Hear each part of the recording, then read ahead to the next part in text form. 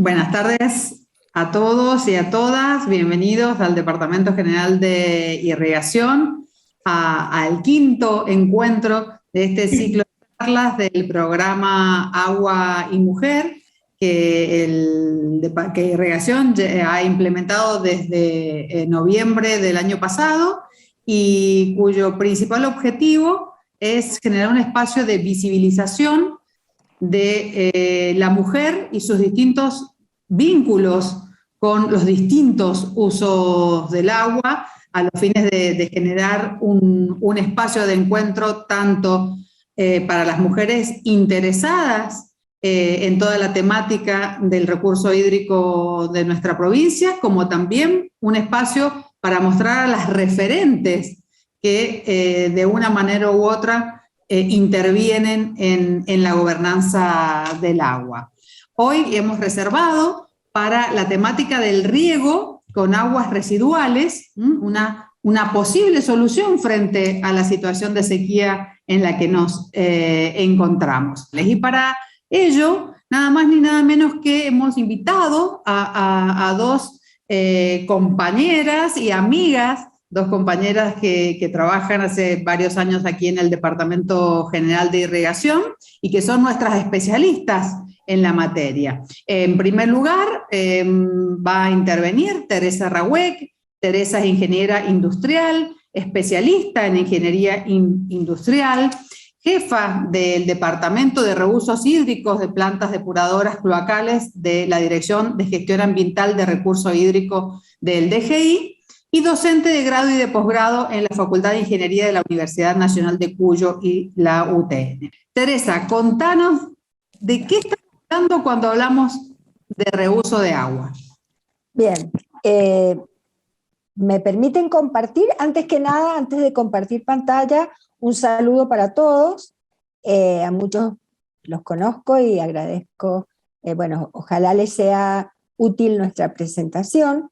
Nosotros hemos armado una disertación dirigida a gente no especializada, así que bueno, tratando de poder llegar a todas las mujeres que seguramente a lo mejor no tienen formación técnica en estos temas, pero sí están interesadas en esta realidad. Así que vamos un poco nosotros a explicar qué es lo que hacemos y qué importancia tiene y qué riesgos tiene.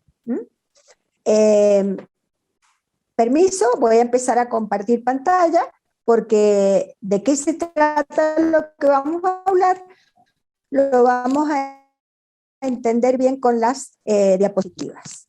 Entonces nosotros vamos a contar un poco cómo estamos aprovechando las aguas residuales para poder hacer un riego productivo y de esa forma tener un recurso adicional de fertirrigación. Primero que nada, situémonos de a qué le llamamos aguas residuales. Bueno, las aguas residuales son las que resultan de todos los usos que hacemos del agua potable que ingresa tanto a los domicilios, a las fábricas o a los comercios. Entonces, en este caso, a toda esta conjunción de aguas residuales le llamamos aguas residuales urbanas. ¿Y qué pasa con todas estas aguas residuales? Bueno, son colectadas, en cada uno tiene una conexión, los que estamos en área servida, tenemos una conexión al sistema cloacal, entonces ahí sería la captación, y luego la conducción a lo largo de la red cloacal para finalmente ingresar a una planta depuradora donde se lleva a cabo la descontaminación de estas aguas residuales. Una vez descontaminadas, tenemos agua de una calidad superior, no llega a ser agua potable, pero sí agua en la que hemos eliminado contaminantes y las dejamos aptas para ciertos usos. Entonces, luego de ser tratadas, estas aguas deben realizarse la disposición final, que no es otra cosa que verterlas en un sitio seguro. En nuestra provincia la disposición final habilitada es que estas aguas tratadas deben disponerse en riego agrícola. Entonces, repasando un poquito, todas estas aguas residuales urbanas son las que se denominan aguas cloacales, que son crudas porque son aguas servidas, y luego de haber sido tratadas y haber sufrido los procesos de descontaminación, hablamos de aguas residuales tratadas. Pero no termina acá la cuestión, sino que luego viene la disposición final de las aguas residuales tratadas en forma segura. Hablando del tema de la planta de tratamiento, de la depuración, en Mendoza actualmente contamos con 42 plantas depuradoras, las cuales en su conjunto diariamente tratan 362.000 metros cúbicos de efluente. Esto equivale a un 9% del aporte que hace el río Mendoza.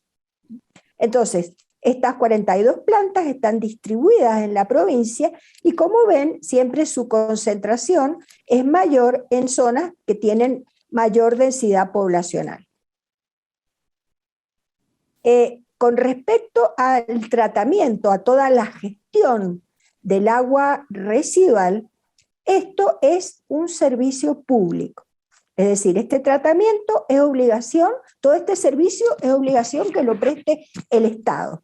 ¿Qué es lo que hace el Estado? El Estado lo concesiona a operadores que son empresas o pueden ser agrupaciones de vecinos que luego de cumplir todos los requisitos legales están en condiciones, demuestran estar en condiciones de prestar el servicio. De todo este proceso de concesión se encarga el ente provincial del agua y saneamiento, que es a quien el Estado le ha confiado por ley la designación de operadores habilitados. En la provincia, las empresas que llevan a cabo este servicio y operan estas 42 plantas, tenemos que hay 22 de las que se hace cargo AISAM y 20 de las que se hacen cargo operadores comunitarios, que pueden ser, como les dijimos, uniones vecinales o también incluso municipios. Luján y Maipú, ellos son operadores, pero bueno, ellos no tratan el agua, sino que la conducen, mantienen todo lo que es la red cloacal y luego la entregan a AISAM en un punto acordado para que sean tratadas. Pero lo importante que tenemos que ver es que, si bien la mitad más o menos es la que opera AISAM de las plantas, constituyen el 95% del volumen generado que es operado por AISAM. En este sentido, nosotros hacemos hincapié en irrigación, me refiero, por eso hemos vuelto a poner esta imagen, y es que para ser operador hay que prestar el servicio integral. El servicio integral no es solo manejar la planta, sino es mantener todo el sistema de conducción, operar y mantener la planta de tratamiento y entregar el efluente para su disposición final de acuerdo a condiciones establecidas que tienen que ver con el uso que se va a hacer de ese efluente tratado. Que en Mendoza el uso habilitado es riego agrícola. Bien. ¿Y cómo se tratan o qué tratamientos se hacen a estas aguas residuales? Bueno, se pueden clasificar en distintas categorías. Se habla de que el tratamiento es primario cuando principalmente está destinado a eliminar sustancias en suspensión que se encuentran en las aguas crudas.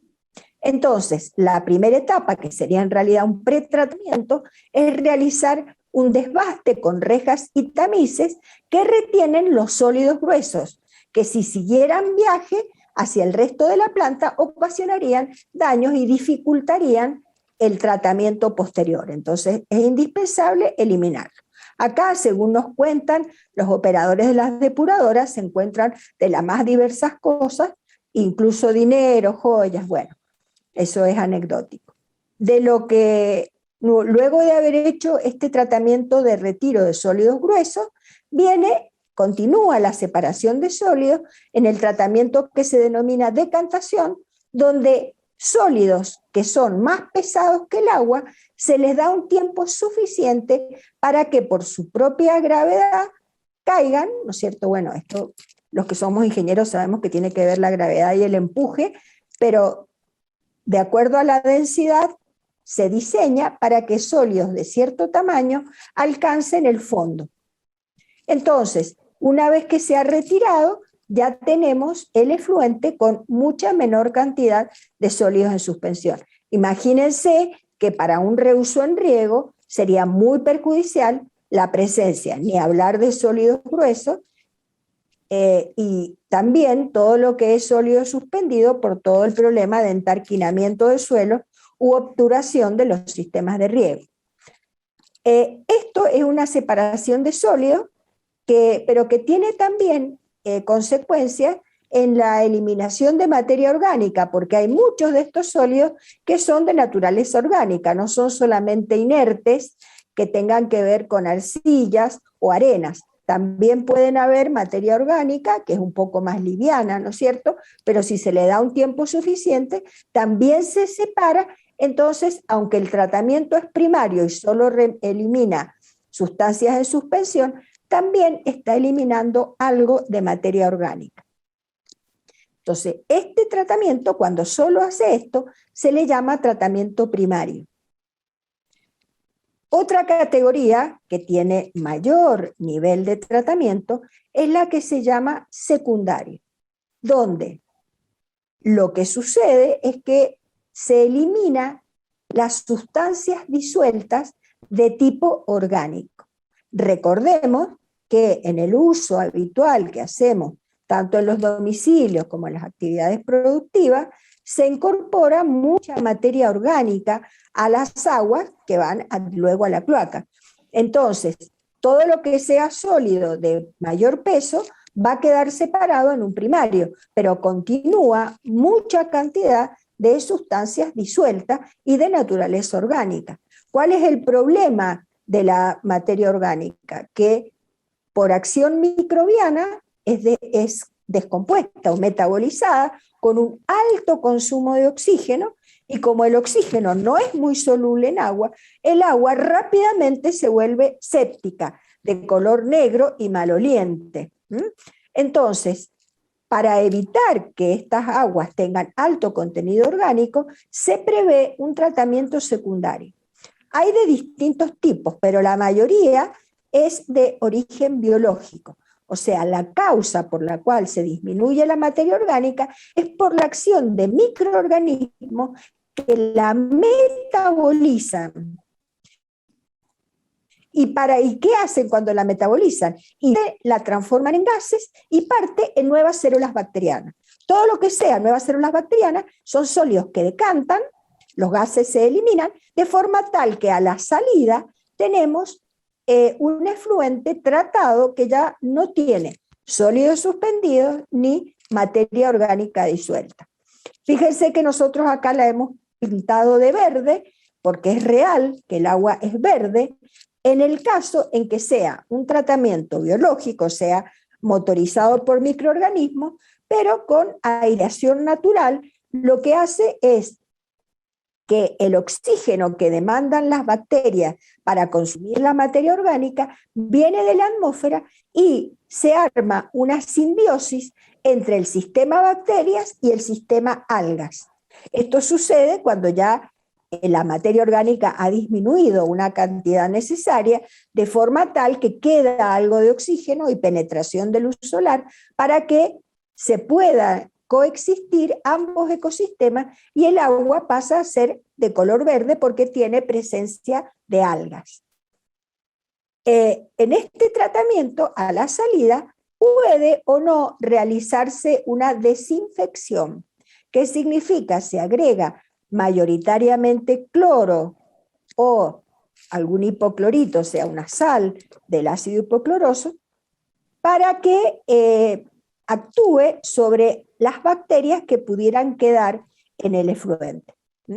Entonces, ¿por qué decimos puede o no? Porque ese tratamiento de asegurar la disminución de la carga bacteriana se puede hacer también en forma natural sin el agregado de químicos.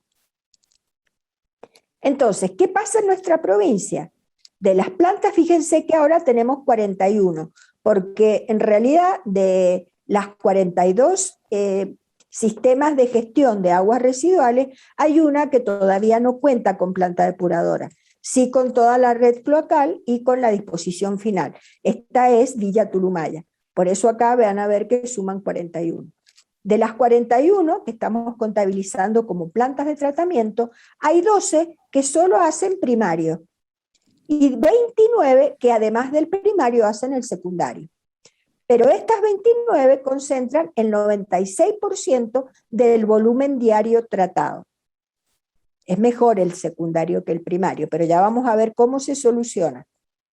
Bien, y con respecto a otra clasificación que puede hacerse con respecto a los tipos de tratamiento, es si se llevan a cabo en lagunas naturales o se usan otros métodos que no incluyen lagunas, que pueden ser normalmente tanques o piletas en las que se llevan a cabo los procesos de decantación o de abatimiento de materia orgánica. ¿Qué ventaja tienen las lagunas naturales? Como su nombre lo indica, en estas lagunas son como estanques, pero artificiales, ¿no es cierto? Normalmente de forma rectangular, y en estos estanques lo que sucede es que todo el oxígeno que hace falta para que utilicen los microorganismos viene de la atmósfera. Entonces, como el oxígeno no es muy favorable a introducirse en el agua, hay que tener grandes superficies para poder permitir que entre el oxígeno suficiente. Entonces, son grandes superficies de terreno que se utilizan para poder hacer el tratamiento en lagunas naturales. ¿Cuál es la ventaja? La ventaja es que no tienen demasiado consumo energético porque no demandan equipos electromecánicos para incorporar oxígeno. Entonces, en este caso, digamos, sobre todo cuando los costos de la energía son un ítem importante de los costos de tratamiento, empieza a complicar un poco el tema de las tarifas.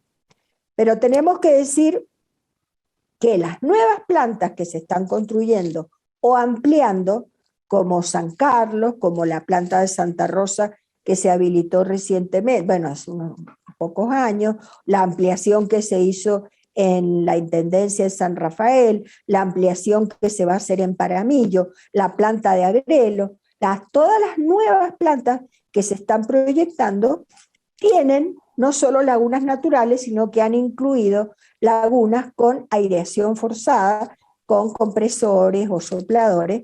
¿Y esto por qué se ha tenido que hacer? Porque no había disponibilidad de terreno suficiente para poder realizar estas plantas en lagunas naturales. Pero, como les expliqué, la contracara va a ser, y ya es en algunos casos, costos energéticos mayores. Nosotros hasta el momento contamos con 19 de las 41 plantas que están constituidas fundamentalmente por lagunas naturales. Les comento que ya los nuevos proyectos que se están previendo están volviendo a el sistema de lagunas naturales, siempre que haya terrenos disponibles. ¿Esto por qué? Porque como la energía, bueno, hubo altos vaivenes en los costos, generó mucha desbalanceo en la situación, digamos, o en la recaudación y en el pago de los costos en las empresas operadoras. Bien, acá tenemos un ejemplo de una planta de tratamiento con lagunas naturales. Acá tenemos, si las cuentan, de abajo hacia arriba, serían 12 series de lagunas. Esta, la número 11, está colapsada, o sea, en realidad están operativas 11 series, cada una de ellas con 3 lagunas cada una.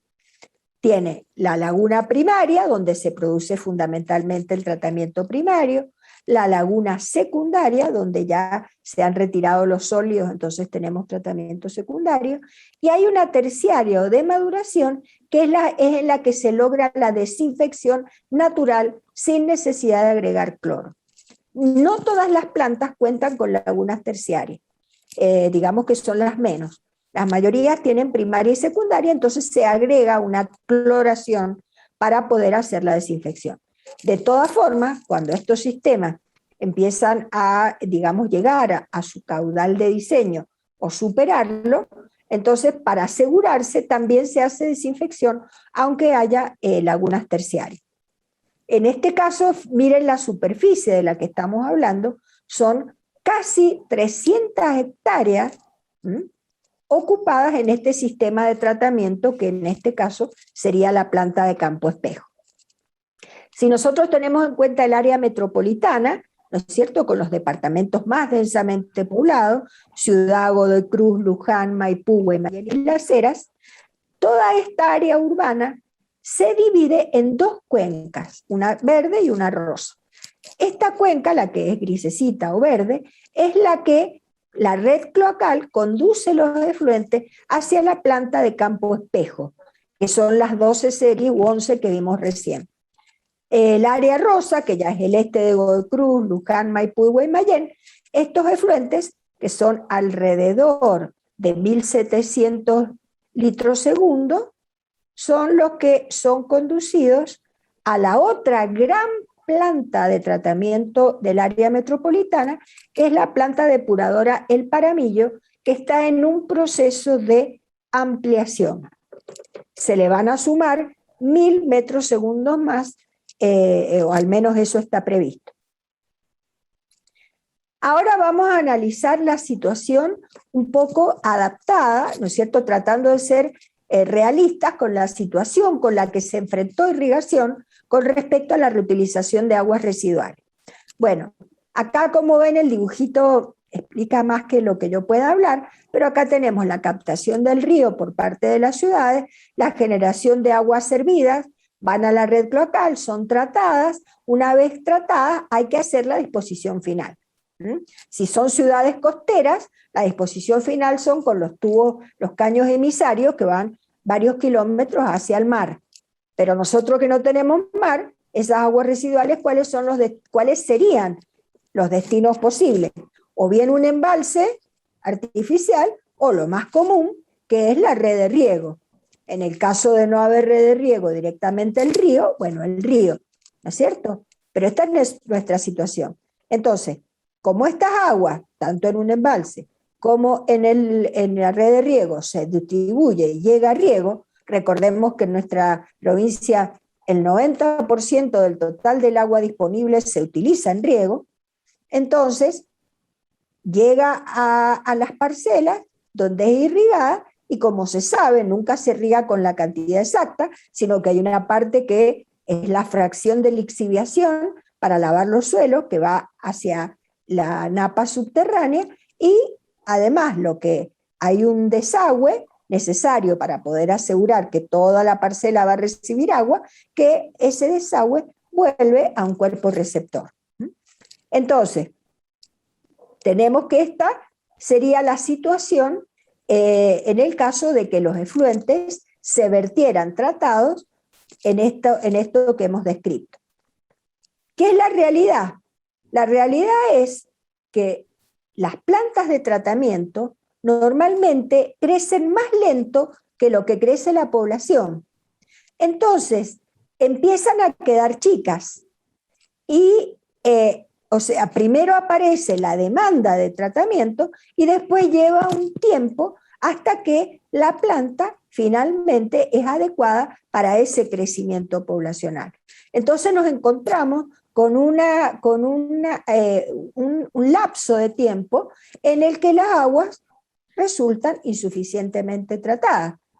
Nos guste o no, el tiempo que lleva entre que se genera la demanda de una ampliación o una planta nueva y se construye, va entre 5 y 10 años, porque esto implica conseguir los fondos, el financiamiento, hacer el proyecto, después licitar, después que se construya y después que se ponga en marcha y que no pase nada entre medio, ningún efecto caipiriña, ni ninguna desestabilización, ni ninguna hiperinflación, ni nada entre medio. Entonces, todo eso hace que normalmente con viento a favor son 5 o hasta 10 años, hasta que la planta vuelve a estar en condiciones. Entonces, ¿esto qué implica? Que acá hay riesgo. ¿A qué se le llama el riesgo? ¿Cuál es el riesgo? Y porque nosotros sabemos que los efluentes tienen una determinada cantidad, no solamente hay materia orgánica y sólido, también hay bacterias. ¿Y de dónde vienen las bacterias? Y de los intestinos de todas las personas. Si todos estamos sanos, no hay ningún problema, pero no podemos asegurar, y de hecho nunca sucede, que siempre hay personas que tienen problemas y que incorporan microorganismos patógenos. Entonces, aunque se hace desinfección, toda esta, digamos, tiempo que demanda que la tecnología se ponga a punto con la demanda de tratamiento, hace que haya un riesgo. ¿Qué es el riesgo? El riesgo es cuando se produce un daño, o sea, hay un peligro y puede llegar a transformarse en un daño para alguien. Todas estas situaciones se llaman situaciones de riesgo. Bien, entonces, ¿qué es lo que hizo Irrigación? Irrigación, frente a este problema, lo que hizo fue blindar todas aquellas vulnerabilidades que tenía esta situación real. Entonces dijo, bueno, el reuso se hace en una superficie perfectamente delimitada, no cualquier agricultor puede hacer uso de las aguas residuales. Esto implica que hay que tener un punto de vuelco concreto del agua residual tratada y un área delimitada en la que éste se tiene que llevar a cabo, sin sobrantes. Además, tenemos el agricultor que va a labrar esta zona. Entonces, hay que protegerlo con el uso de elementos de seguridad y con ciertas prácticas de las que ya nos va a hablar un poco mejor después Daniela. Después, evitar que si hay ganado tome agua agua residual, o depende del nivel de tratamiento, si se permite el pastaje o no. Y además, que no se cultive cualquier cosa, sino aquellos cultivos en los que se puede seguir bajando cualquier riesgo que pudiera existir. Entonces, se limitan los cultivos. Por otra parte, el agua que infiltra, si bien el suelo es muy bueno, porque el suelo es un tratamiento adicional, es como un filtro adicional que va haciendo el suelo naturalmente antes de que el agua llegue a la napa. Pero lo que no puede retener el suelo son las sales. Entonces también se limita el contenido de sales máximo que puede haber en el agua residual tratada para evitar esta afectación de los acuíferos. Entonces, en definitiva, sería esta situación de la izquierda en la que se agrega la cantidad de agua necesaria para la evapotranspiración y para el lavado de suelo, y el agua va o sea, que no hayan sobrantes que caigan a cuerpos superficiales. Entonces, el agua, su destino del sobrante es atravesando la zona no saturada, ¿no es cierto?, donde se produce un tratamiento adicional para llegar al acuífero. Esta es la situación deseada y la que propicia el Departamento General de Irrigación, de forma que ahora podemos hablar con todos estos recaudos encadenados, en que estamos hablando de que las aguas residuales tratadas constituyen un recurso de fertirrigación. ¿Por qué agregamos ferti? Porque no solamente es agua, sino además que viene con nutrientes, con mucho nitrógeno y mucho fósforo, que significan un ahorro para el agricultor. Entonces, para que verdaderamente se haya generado un recurso de fertirrigación, lo que se preocupa irrigación es que se lleve a cabo en una superficie delimitada, con una aplicación planificada y controlada en suelos y cultivos. Esto significa con vuelco cero, que no haya agua sobrante, que se tomen todos los recaudos para poder proteger a los agricultores y que no se generen impactos ambientales por olores o por proliferación de vectores. Todo esto está materializado en el reglamento que constituye la resolución 400 del Departamento General de Irrigación. Entonces, ¿por qué reusar? Sobre todo en una zona árida donde nosotros nos encontramos, porque generamos agua para riego adicional, una fuente adicional, porque permitimos incluir fertilizantes naturales, que no hay que agregar aprovechamiento de nutrientes. Esta diagonal sería lo que hablábamos de recurso de fertirrigación, porque ofrecen un tratamiento adicional del agua que percola hacia el acuífero, el sobrante, y porque además permite una disposición final segura, y no que efluentes puedan caer a cuerpos superficiales. Entonces, en nuestra provincia, a estas áreas en las que se lleva a cabo el riego con aguas residuales se llaman acres, que son áreas de cultivos restringidos especiales. En nuestra provincia tenemos aproximadamente 20 acres que decimos que ya están conformados, o sea, decimos, podemos ir y decir cuáles son los límites de esos acres. Entonces, están conformados, están delimitados y están en buen estado o en un estado en el que a raíz de, de nuestros controles y de estar vigilando el cumplimiento del reglamento, en una situación buena o en estado mejorable, ¿no es cierto? Digamos que es una situación, un estado de régimen en el que uno va trabajando para que se mantengan. Pero hay 15 que no se han conformado o están en mal estado. ¿Qué significa? Y que en realidad, aunque hay un área prevista para reuso, no se está realizando y se forman lagunas naturales sin revestir, son anegamientos, que no significa ninguna solución razonable ni generan un impacto ambiental. Aunque estén retiradas, no habrá impacto sanitario, pero sí impacto ambiental, impacto al recurso hídrico. Y además hay otras que no se usan en riego, sino que son peines de infiltración. Estas son en alta montaña, donde se hace un tratamiento primario y después infiltración. Pero si tenemos en cuenta los volúmenes volcados o que se encuentran en cada una de estas situaciones, un poco más del 93% estarían constituyendo estos acres. No significa que esto no es grave, que haya un 7% casi que están en mal estado, no significa, y son las que a nosotros nos dan más dolores de cabeza, lograr ponerlos en vereda y que entren en un estado adecuado. Normalmente esto sucede cuando tenemos operadores, no siempre, pero en muchos casos son operadores pequeños, comunitarios, que no tienen el manejo, digamos, financiero adecuado y no reciben ayuda del Estado para poder prestar el servicio, como si, por ejemplo, AISAM recibe algo de aporte estatal para prestar el servicio público. Acá tenemos una imagen donde tenemos la laguna de Campo Espejo y delimitado en rojo el acre oficial de Campo Espejo. Bien.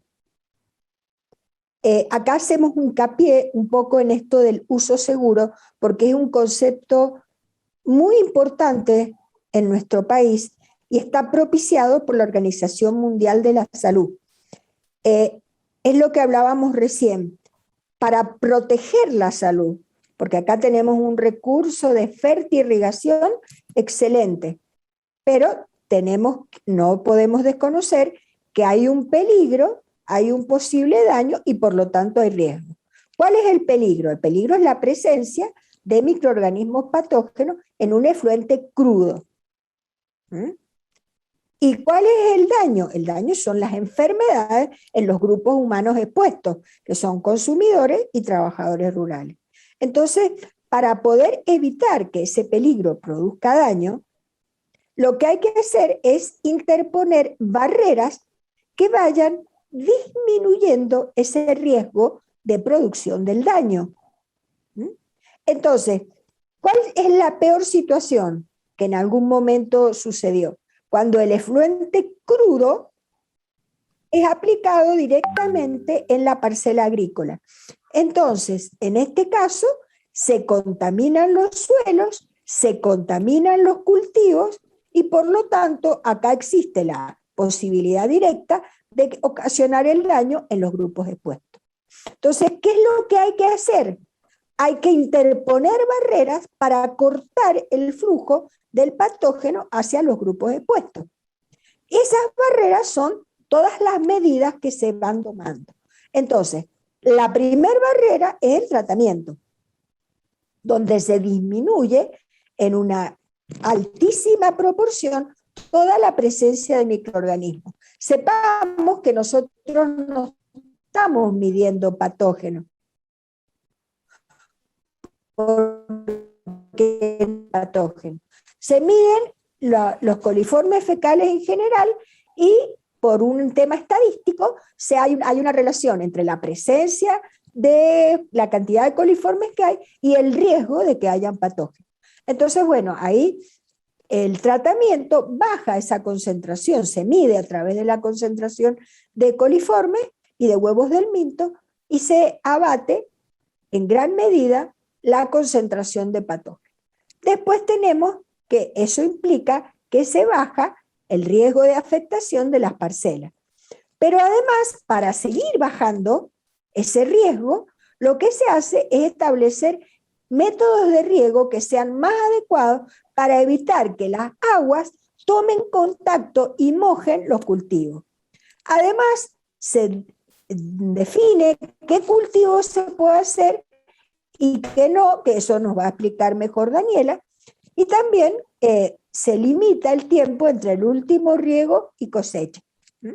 Bien, ¿qué otras medidas más se interponen? Bueno, de esta forma, con estas medidas, con esta primera y segunda barrera, nosotros estamos protegiendo los cultivos y por lo tanto bajando el riesgo que va a seguir viaje hacia trabajadores y consumidores, ¿no es cierto? Al bajar el riesgo en los cultivos, le estamos bajando también el riesgo al trabajador. Y al consumidor también. Pero además hay otra barrera adicional para el caso del consumidor, que sería el lavado que todos hacemos de los cultivos, si hay pelado, mejor, y si hay cocción, mejor, ¿no es cierto? Todo eso contribuye a sumar barreras. Y además, para proteger al trabajador rural que trabaja en las parcelas con los cultivos, es el control de la exposición humana a través de elementos de protección personal. Entonces, fíjense que hay una serie de barreras. No, la única barrera no es el tratamiento. En Europa, por ejemplo, en España concretamente, ellos apuntan a que la única barrera es el tratamiento. Entonces no cuentan con todo lo demás. Entonces ellos hacen riego irrestricto porque tienen un nivel muy exigente con plantas de tratamiento y otra planta extra que suma con tratamiento. En cambio, en la mayoría de los países en vías de desarrollo, y también, por ejemplo, en California, no todo se hace con tratamiento, sino que se van sumando otras medidas que ya hemos explicado. Entonces, irrigación se ocupa de controlar esto que está en línea de trazos verdes. Entonces, nos preocupamos de qué agua va a entrar al acre, controlamos la planta, nos fijamos que estén cumpliendo los parámetros, y después que se apliquen estos métodos de riego, restricción. No es solamente irrigación, es irrigación junto con la inspección de cauce, porque los dos constituyen la autoridad de aplicación. No nos ocupamos de esta parte que quedó afuera, que está ahí involucrado el municipio, que es el encargado de la salubridad pública en su ejido municipal. Bueno, entonces, ¿cuáles son los beneficios? Ahora ya le doy paso a Daniela. ¿Cuáles son los beneficios para reforzar del riego agrícola? Y tenemos beneficios para los agricultores, para las ciudades y para el ambiente. Para los agricultores, porque se les está ofreciendo un agua adicional con garantía hídrica, porque los 365 días del año tienen garantizado una dotación. Y que además viene con fertilizantes.